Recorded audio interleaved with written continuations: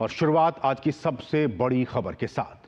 Kolkata law college दुष्कर्म मामले में सियासत काफी तेज हो गई है। बीजेपी ने ममता सरकार के खिलाफ मोर्चा खोल दिया है और इस सब के बीच बीजेपी की फैक्ट फाइंडिंग टीम कोलकाता में मौजूद है। और जब टीम सोमवार को लॉ कॉलेज के बाहर मामले की जांच के लिए पहुंची तो भारी हंगामा हुआ। बीजेपी ने ममता सरकार पर सवालिया निशान खड़े करते हुए कहा कि ममता सरकार में महिलाएं बिल्कुल भी सुरक्षित नहीं हैं।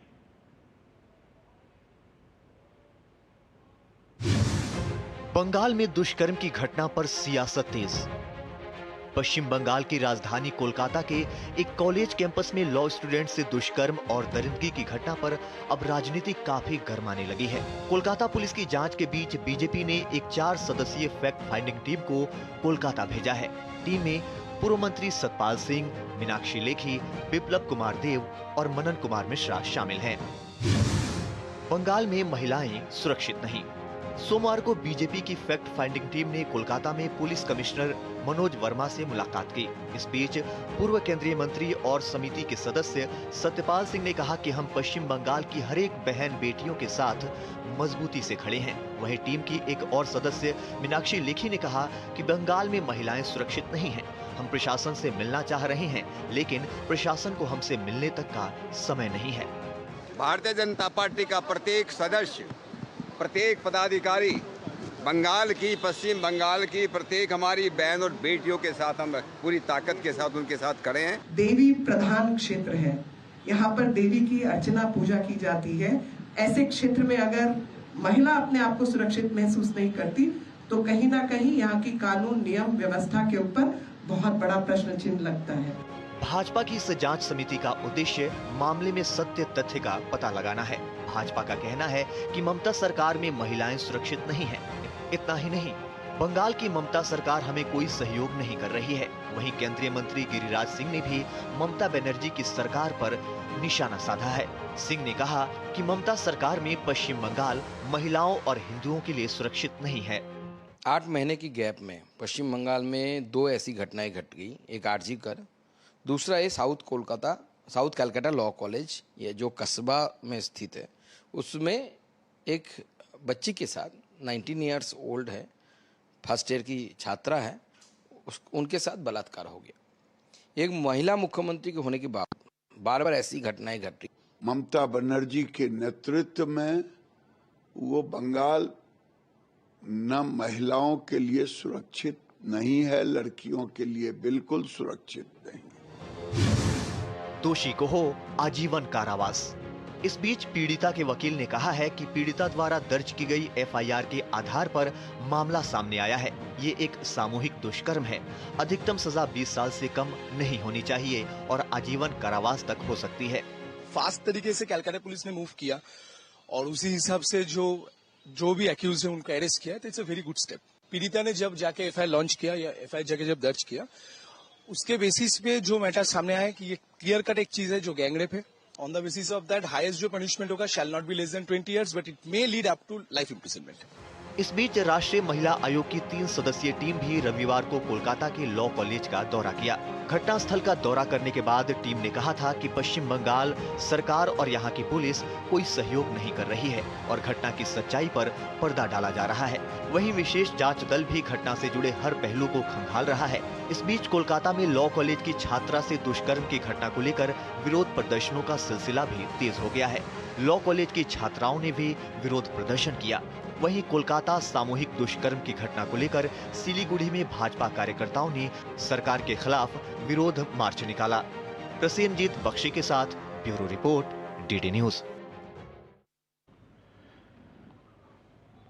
और आज हम इसी पे चर्चा करने वाले हैं। बहुत ही महत्वपूर्ण विषय, बहुत ही गंभीरता से इन बातों को सुनिए, समझिए कि क्या कुछ बंगाल में हो रहा है। और हमारा जो आज का विशेष है वो आपकी टीवी स्क्रीन पर। हमारा आज का विशेष जिस पर हम चर्चा करने वाले हैं, कोलकाता दुष्कर्म मामला, निशाने पर ममता सरकार। यह है आज का विशेष, कोलकाता दुष्कर्म मामला, निशाने पर ममता सरकार। और इस पर बातचीत करने के लिए इस वक्त हमारे साथ एक वरिष्ठ पत्रकार शेखर अय्यर सर जुड़ चुके हैं। बाकी और भी बीजेपी की तरफ से भी और टीएमसी की तरफ से भी उनके जो प्रवक्ता हैं वो भी जुड़ेंगे आपसे कुछ ही देर के बाद। लेकिन वरिष्ठ पत्रकार शेखर अय्यर सर हमारे साथ जुड़ चुके हैं। सर, आपका स्वागत इस कार्यक्रम में। और जैसा कि लगातार बीते कई दिनों से बंगाल में बवाल चल रहा है, राजनीति गर्म है, लेकिन सबसे बड़ा सवाल सर कि अभी 1 साल भी नहीं बीते हैं आरजी कर वाले मामले को लेकर। उसके बाद फिर से वैसे ही घटना, सामूहिक दुष्कर्म एक लड़की के साथ। क्या आपको लगता है कि पश्चिम बंगाल की सरकार महिलाओं को, बेटियों को सुरक्षा देने में बिल्कुल ही नाकाम रही है? इसमें कोई दो राय नहीं है। और सबसे दुर्भाग्यपूर्ण बात यह है, इस तरह की जो घटना लगातार जो पश्चिम बंगाल में हो रही है, और जो भी मुख्य आरोपी है कहीं ना कहीं सत्ताधारी पार्टी यानी तृणमूल कांग्रेस से जुड़ा हुआ है। बिल्कुल।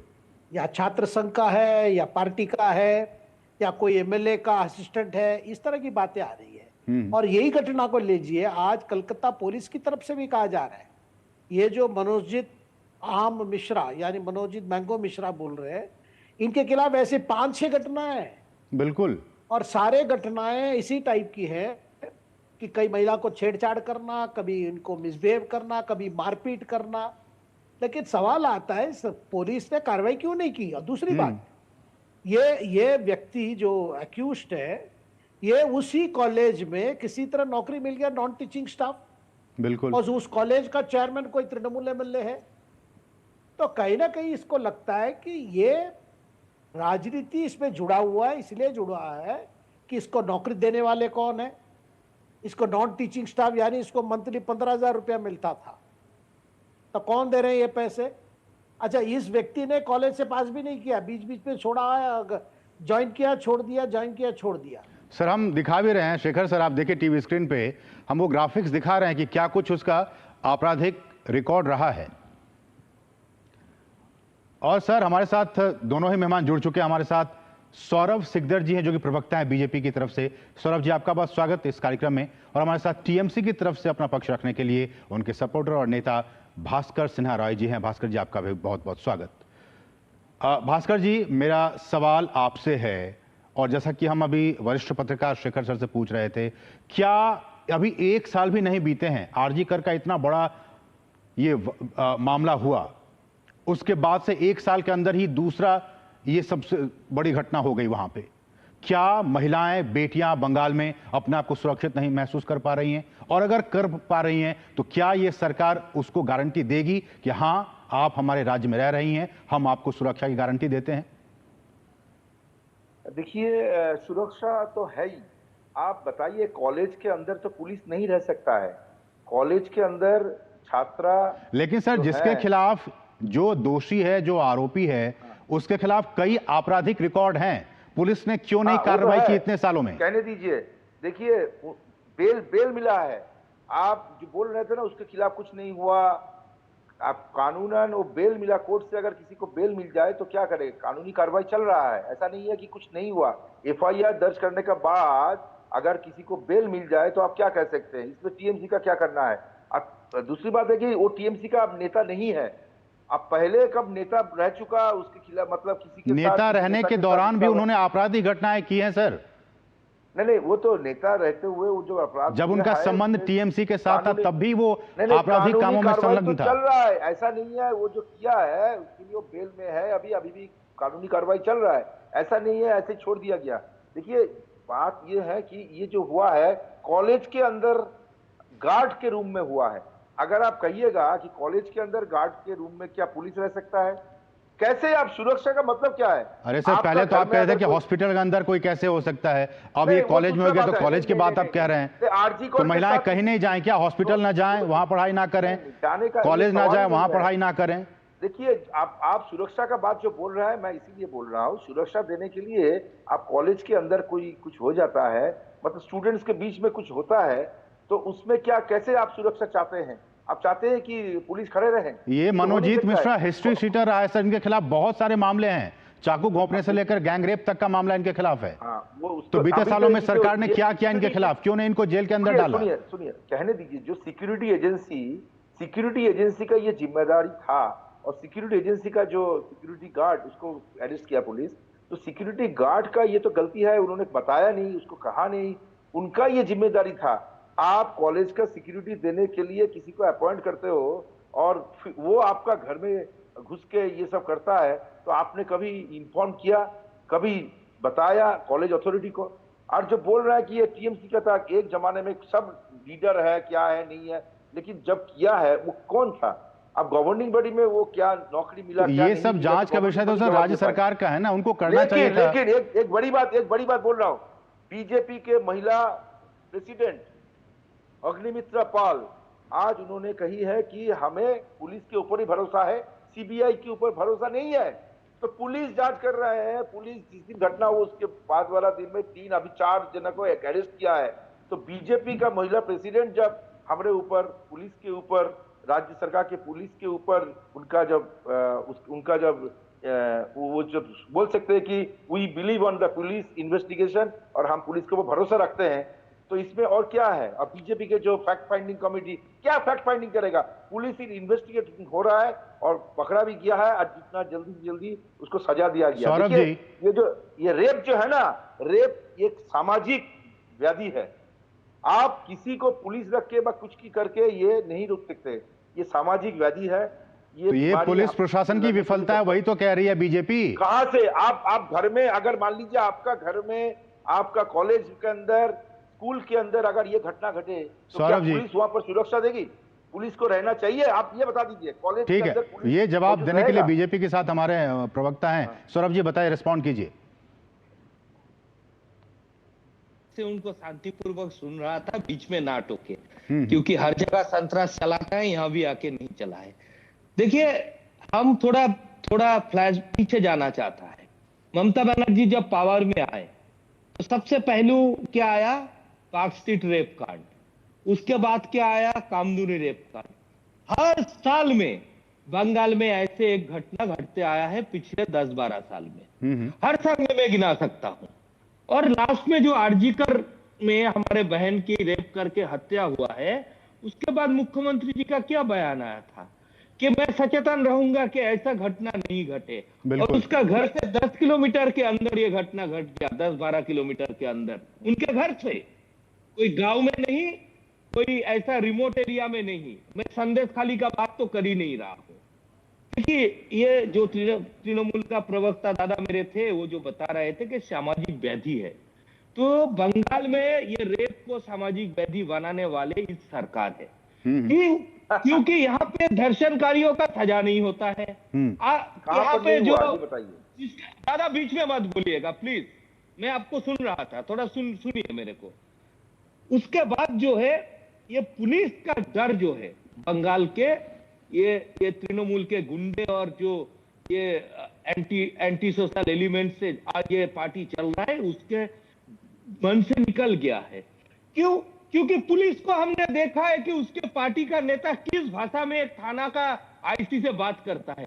उसके ऊपर कोई आज तक कोई स्टेप लिया गया क्या? उसको अरेस्ट किया गया क्या? उसको सजा दिया गया क्या? तो इसीलिए पुलिस जानता है कि मैं अगर अपना ड्यूटी करने जाऊंगा तो मेरे को, मेरे फैमिली को ऐसे ही अश्लील भाषा सुनना पड़ेगा, मार खाना पड़ेगा। इसीलिए पुलिस का जो तृणमूलीकरण हो गया है, पुलिस अपना काम नहीं कर रहा है और समाज के ये मनोजित मिश्रा जैसे धर्षक, ये ऐसे एलिमेंट जो है, जो समाज की शर्म है, इन लोगों का मन से पुलिस का डर निकल गया। तो सौरभ जी आपका कहना है कि ये सारी चीजें जो हो रही हैं, पुलिस भी चूंकि इन्वॉल्व है, पुलिस का तृणमूलीकरण हो चुका है, तो क्या कह सकते हैं कि ये स्टेट स्पॉन्सर्ड ये क्राइम है और बीते वर्षों से ये हो रहा है? जितने बहुत गलत बात बोल रहे हैं, पिछले दिनों से बहुत गलत बात बोल रहे हैं, सारे स्टेट स्पॉन्सर्ड क्राइम है। आपने देखा था आरजी का कांड जब हुआ था, कैसे मीडिया की आवाज तक दबाने का कोशिश किया गया था, कैसे लोगों को वहां घुसते। आज फैक्ट फाइंडिंग टीम आए हैं, उस फैक्ट फाइंडिंग टीम में सारे सांसद है, एक्स डीजीपी है। अब वो लोग चाह रहा था जाके प्रिंसिपल से बात करे कि क्यों मिलने नहीं दिया गया। कौन सा एविडेंस ये लोग टेम्पर करता वहां पे? एक गणतांत्रिक देश में एक सांसद आके अगर किसी, जहां पे ये घटना हुआ है वहां पे मिलने जाता है, उसके साथ हमारे प्रदेश अध्यक्ष डॉक्टर सुकांत मजूमदार था, जो केंद्र सरकार का एक मंत्री भी है, उनको भी नहीं जाने दिया। उनको तो हर दिन रास्ते में उतरते ही अरेस्ट कर लिया जाता है। मतलब क्या छुपाने का पुलिस के कोशिश ऊपर कर रहे हैं? भरोसा तो आपका है सौरभ जी, ये क्या पुलिस क्या के ऊपर निकाल के भरोसा आया है। भास्कर दा? अग्निमित्रा क्या पाल क्या की आज छुपा रहे बोली हो? कि हमें पुलिस के ऊपर भरोसा है, उस सीबीआई के ऊपर कॉलेज भरोसा में नहीं क्या है। छुपा क्या रहे ये हो? बात सही नहीं बिल्कुल है? भरोसा नहीं ये है। बताइए पुलिस क्या ये आपका बात सही कहना है कि नहीं है? इस पुलिस महिला पर कोई अध्यक्ष भरोसा नहीं है, आपका आपने कहना बोला है है। कि बोल रहा है कि पुलिस के ऊपर भरोसा है, सीबीआई के ऊपर भरोसा बिल्कुल नहीं नहीं है। है, पुलिस अग्निमित्रा के पाल ऊपर जी को भरोसा बोली नहीं है। है। ये अग्निमित्रा जी ने बोला है, इसका निजी बयान है, पार्टी का प्रेसिडेंट नहीं बोल रहा है। हम लोग पार्टी का महिला प्रेसिडेंट बोल रही है, इसके लिए वो पार्टी का बात CBI नहीं है। क्या बात कर रहे हैं आप? बाकी पार्टी तो का आप- महिला प्रेसिडेंट है वो। नहीं तो कल्याण बनर्जी जो बोला है, आप उसको एंडोर्स करते हैं क्या? नहीं, वो मदन मित्रा पार्टी जी का बोला कोई- है कि और नहीं, क्या नहीं। लड़की को क्यों नहीं तो लेके गया आप कि सुनिए, उसका भी रेप हो सके? अब एक उसको मिनट कहने endorse दीजिए। कर नहीं, लेकिन रहे हैं। भास्कर जी उसका सुनिए। निंदा कर रहे हैं क्या? मदन सुना तो, मित्रा जो बोला है आप भी उसका निंदा कर रहे हैं संचालक क्या? निरपेक्ष रहिए। कल्याण बनर्जी संचालक जो जी, बोला है उसका आप निंदा इसे कर रहे हैं स्टेट क्या? कॉन्सेप्ट जो आप बोला, पहले जवाब मैं इस दीजिए। पे निंदा करता आप हूँ। पहले जवाब दीजिए।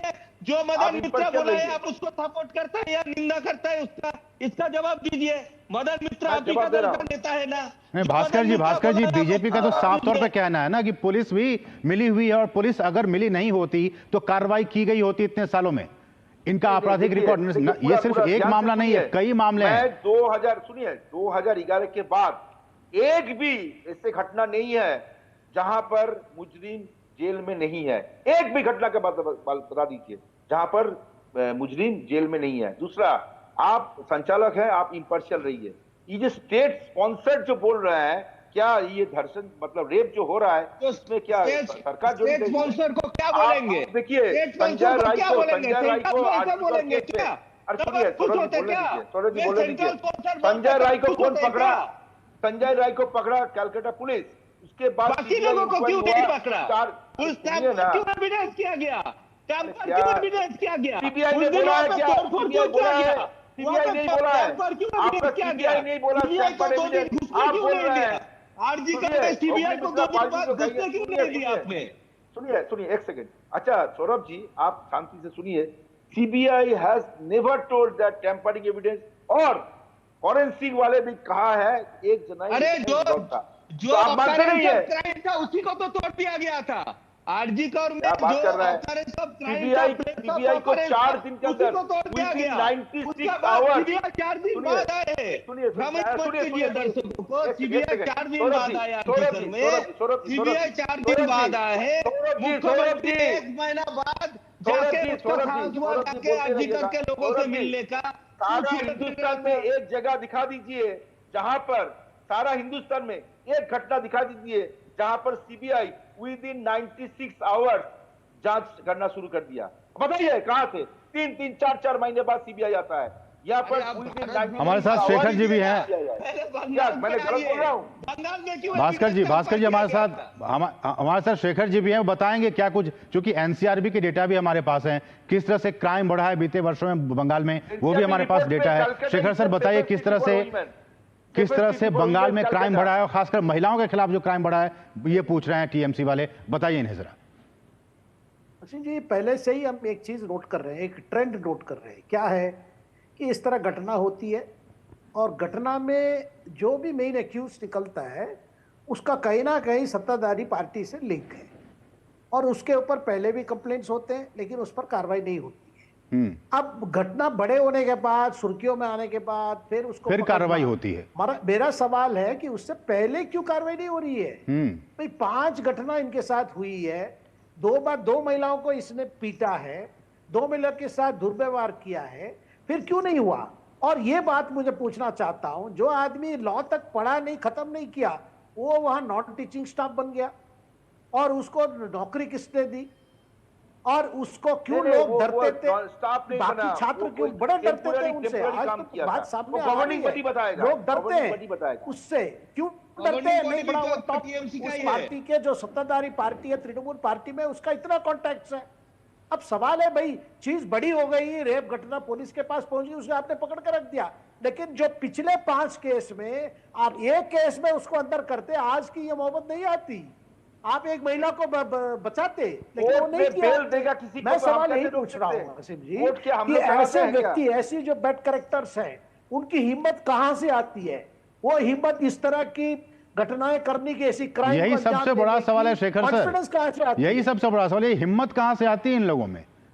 और हिम्मत आती है क्योंकि इनको पॉलिटिकल संरक्षण प्राप्त है। भास्कर जी, ये आरोप बीजेपी का है और तमाम लोगों का है कि अगर पॉलिटिकल संरक्षण इन्हें ना हासिल हो, ना प्राप्त हो, तो ये कुछ भी ना कर सकते हैं। लेकिन चूंकि इन्हें प्राप्त है, इसलिए जो चाहे ये मन मर्जी कर रहे हैं, कॉलेज में जाके और इस तरह के काम कर रहे हैं। जो किया है, एफआईआर हुआ है, अरेस्ट भी हुआ था, बेल मिला। अगर मान लीजिए कोर्ट अगर किसी को बेल देते हैं, क्या हम उसको जबरदस्ती सलाखा के पीछे रख दें? ऐसे होता नहीं है। दूसरा बात क्या है, बात आप नहीं दे रहे। अब सुनिए सौरभ जी, सौरभ जी सुनिए, दूसरा बात है कि और जब ये जो हुआ था रेप हुआ है बंगाल में 2 घंटे के बाद, एक भी मुस्लिम बाहर है या तीसरा कलकत्ता पुलिस जो काम किया है हर जगह में, अरेस्ट करके विद इन 24 आवर्स अरेस्ट हुआ है। और यहाँ पर ब्रिजभूषण जी को कोई जानते हैं तो पार्लियामेंट में बैठे रहते हैं, ब्रिजभूषण जी उत्तर प्रदेश बोर्ड के एक राज्य है, मालूम है आपको? तो ब्रिजभूषण जी को कहिए, हम लोग बीजेपी के लोग तो माला देते हैं, दर्शक को माला पहनाता है, ये हुआ कि नहीं? अच्छा भास्कर जी, ये बताइए कि आज जब फैक्ट फाइंडिंग टीम गई तो क्यों नहीं घुसने दिया गया, क्यों नहीं लोगों से बातचीत करने का उन्हें मौका दिया गया? इसका देखिए, फैक्ट फाइंडिंग टीम का जब इन्वेस्टिगेशन चल रहा है, पूरा जगह सील किया हुआ है for the forensic evidence collection. आप देखिए, फैक्ट फाइंडिंग की तरह तो घूमने के लिए किया था, फैक्ट फाइंडिंग कर रहा है, investigation is on and the total college is sealed. अब वहां पर घुसने के बाद सुनिए बोलने दीजिए, वहां पर एविडेंस को टैंपर हो सकता है, इसीलिए नहीं जाने दिया। क्या कारण हो सकता है? बुलाए थे बात करने के लिए। ठीक है, चलिए समय इतना ही है। आखिर में हम यही कहना चाहेंगे कि जो पीड़िता है उसको न्याय मिले, बंगाल में क्राइम कम हो और पीड़िता को न्याय मिले, यही हम सब चाहते हैं। समय इतना ही है भास्कर जी, समय इतना ही है। बहुत बहुत शुक्रिया आप सभी मेहमानों का, शेखर सर आपका, भास्कर जी आपका और सौरभ जी, आप तीनों मेहमानों का बहुत